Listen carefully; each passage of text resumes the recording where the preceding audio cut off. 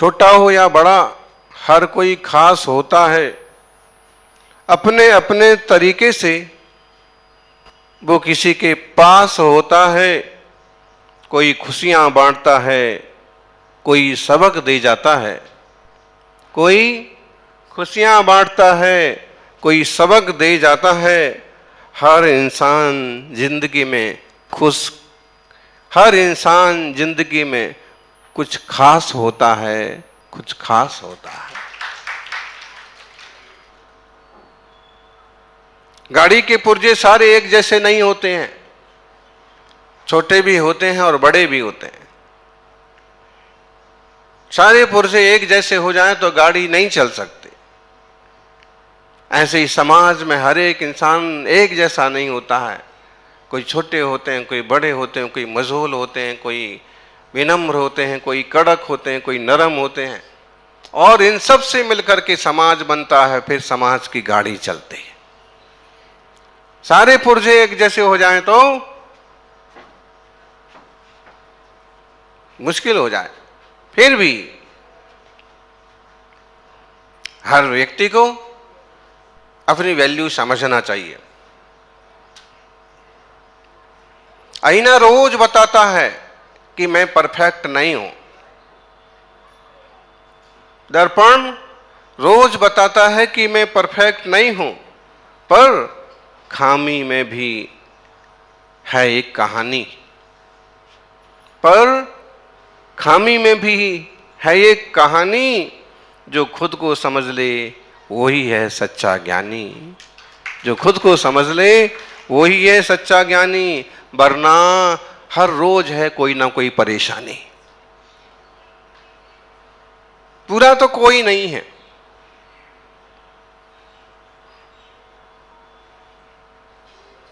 पूरा तो पर्याय में फिलहाल कोई नहीं है। अधूरे से पूरी की यात्रा हमारी चल रही है। इसलिए किसी को कमतर समझने की बजाय उसको भी सम्मान देना सीखो।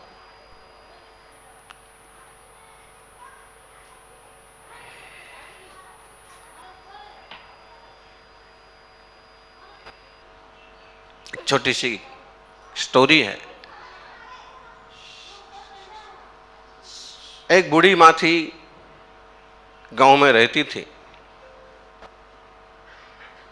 पानी लेने के लिए दूर जाना पड़ता था, नदी जाना पड़ता था। 1-2 किलोमीटर का रनिंग हो जाती थी। और वो क्या करती थी,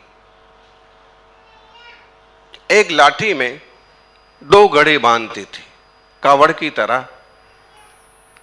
एक लाठी में 2 घड़े बांधती थी, उसे कंधे पर रख करके रोज पानी लेने जाती थी।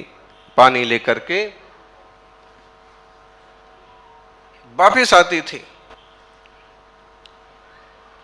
एकदम साधारण दर्जे का जीवन था।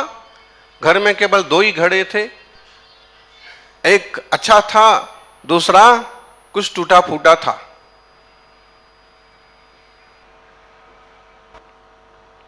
तीसरा कोई बर्तन नहीं था कि जिसे ले जाए।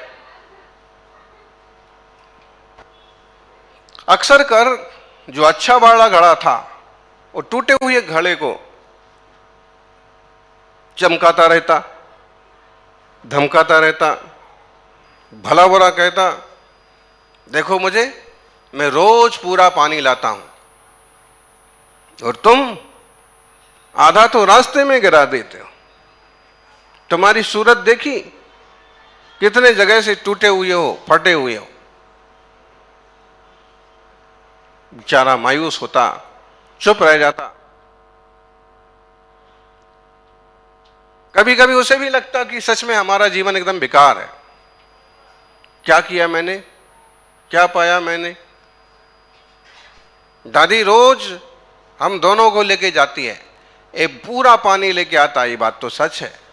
लेकिन मैं भरा तो पूरा जाता हूं, लेकिन छोटी मोटी दरार से, छोटे मोटे ठेस से पानी कितना सारा निकल जाता है। सच में मैं किसी लायक नहीं हूं। मुझे ऐसे लगता है कि 2-4 साल से मां जबरदस्ती मुझे ढोए जा रही है। मैं किसी काम का नहीं हूं। और उसने एक दिन जब कुछ ज्यादा ही अस्थिरता पैदा हुई, ज्यादा विकल्प पैदा हुए, तो उसने बूढ़ी मां को कहा, माता जी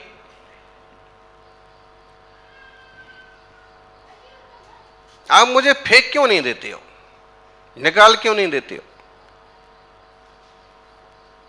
मैं किस काम का हूं? आधा पानी भी घर तक नहीं पहुंचता है, वजन तो आपको ढोना ही पड़ता है। जितना पानी रहता है उससे सवाया वजन मेरा हो जाता है।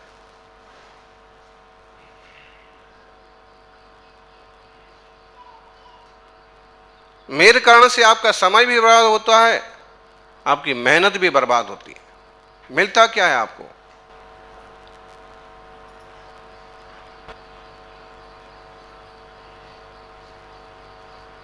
बूढ़ी मां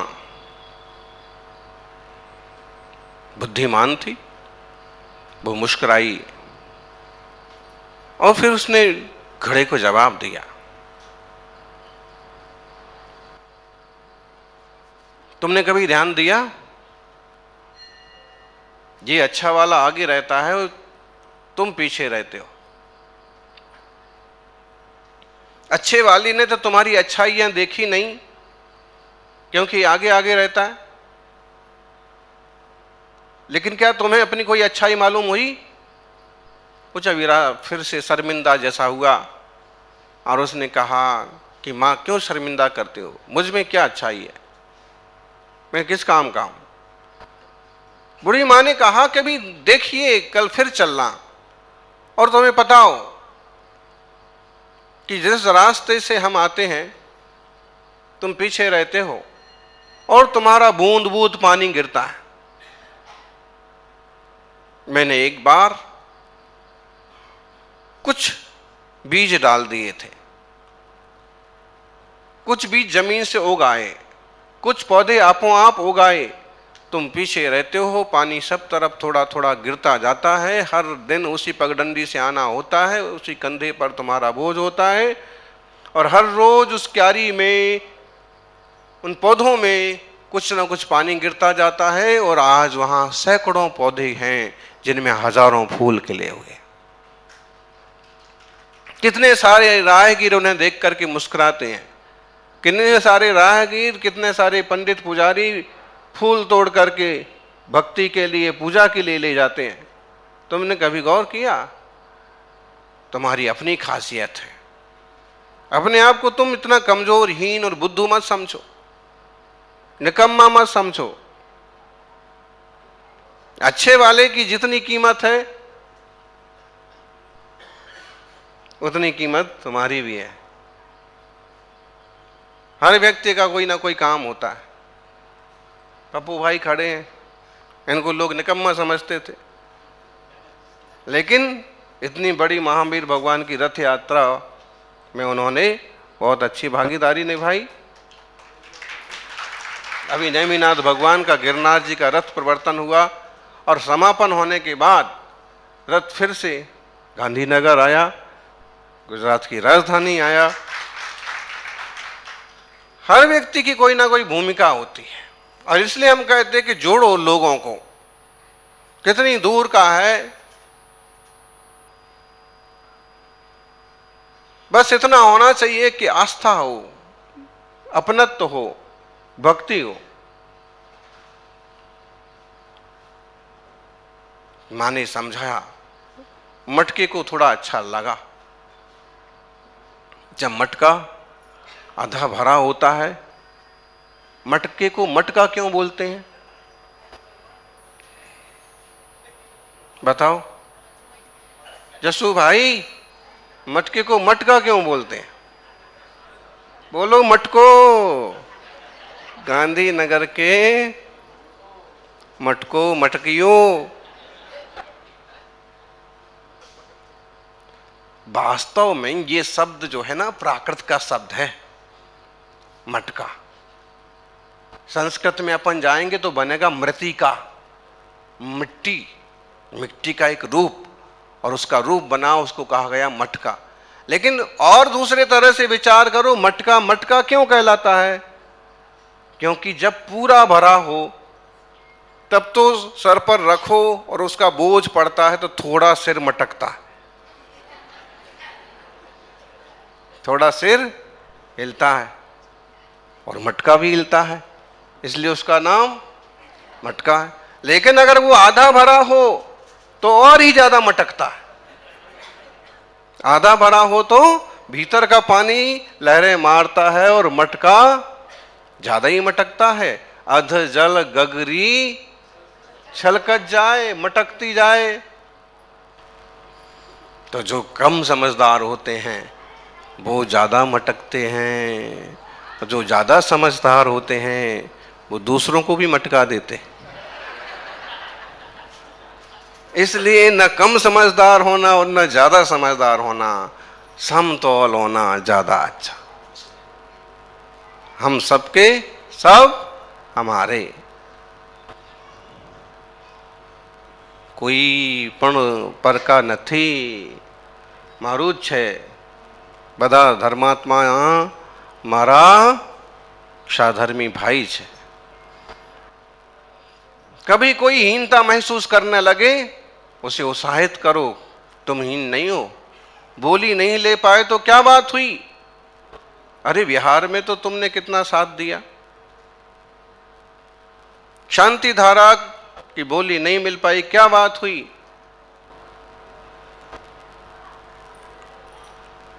बिना बोली वाले दिन कर लेना, उत्साहित करो। किसी को भी हीनता की श्रेणी में मत लाओ। प्रत्येक व्यक्ति अपनी क्षमता रखता है।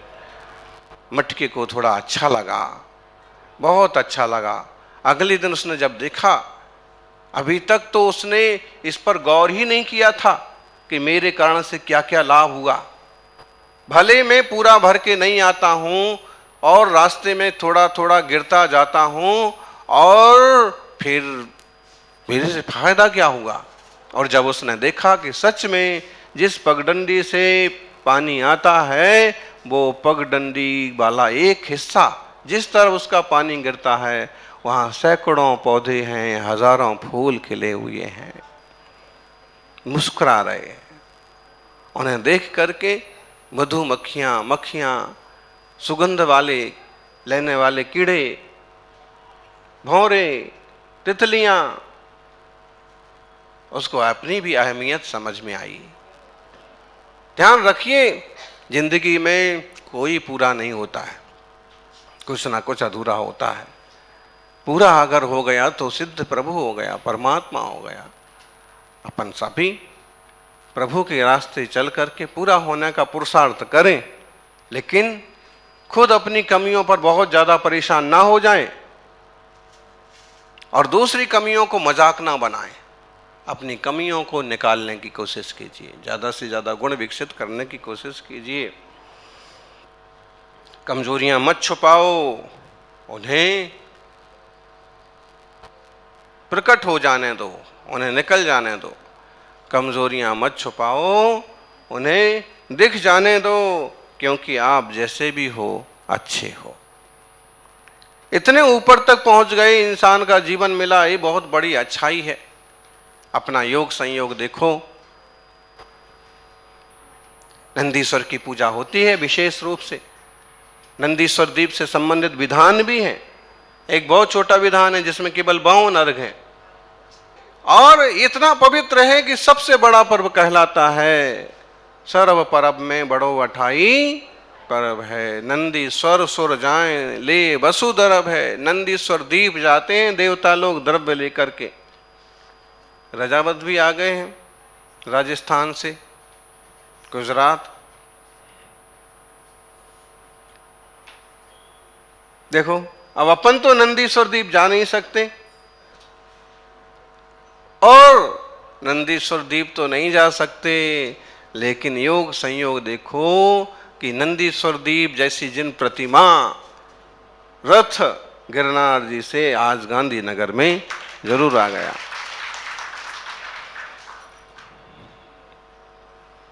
धर्म ध्यान के पवित्र दिन हैं। बहुत जगह पूजा विधान बड़े रूप से हो रहे होंगे। अनेक साधक अष्टांगिका के 8 उपार करेंगे। गुरुवर तपस्वी सम्राट आचार्य सन्मति सागर जी तो करते ही थे अनिवार्य रूप से। और अगर समझ लो चूक गए अष्टांगिका तो वो जहाँ पहुँचे, जिस दिन पहुँचे, लगभग उस दिन या अगले दिन से 8 उपवास। पावागढ़ से जब बिहार हुआ, नरवाली पहुँचे तो ऐसा ही अकस्मात बिहार हुआ था।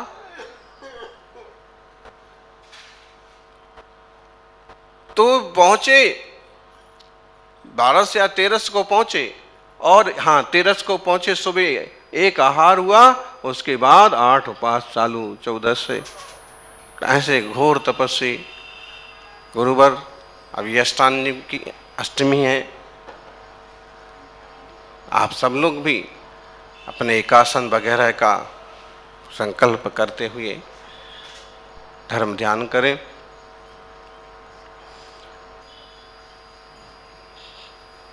तप त्याग के मार्ग पर चलना आसान नहीं होता है।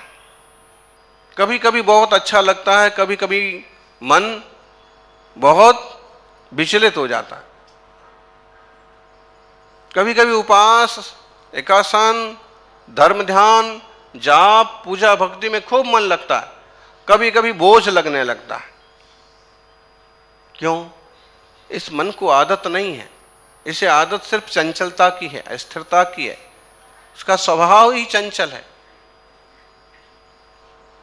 यह हमारा ही शायोपशमिक ज्ञान है, लेकिन शायोपशमिक ज्ञान भाव मन पेंडुलम की तरह निरंतर डोलता है।